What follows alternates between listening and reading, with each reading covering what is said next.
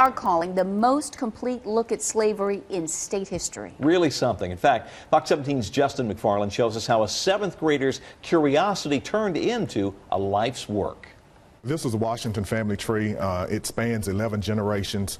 John Baker Jr. is taking a trip back in time. He was the cook on the plantation.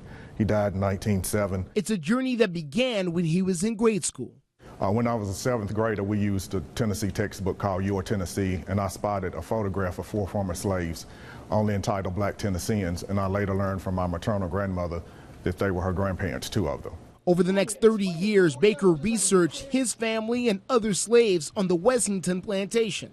It's a page of a birth register of the slaves on the plantation. His research eventually turned into a book, and then this exhibit at the Tennessee State Museum. Well, I always hung around older people listening to their stories, and so when I found out the connection to the photograph, finding out that that was my great-great-grandparents, that was all I really needed to inspire me to keep digging further.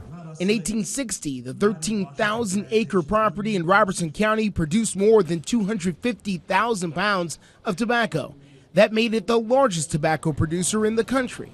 It also made it the largest slave plantation in the state. Even within bondage, these people were able to build lives and sustain families. And plus, these enslaved people were basically the drive behind our Tennessee economy. Rob Dehart is the museum curator. He says the letters, photos, wills, and deeds that the Wessyngtons kept make this exhibit one of a kind. Well, this exhibit looks at enslaved people here in Tennessee in a way that I think is more complete picture of what their lives were like than we've seen in a lot of other exhibits. And every time I got caught, I had to endure the whip. But ain't no dog or white overseer can stop me.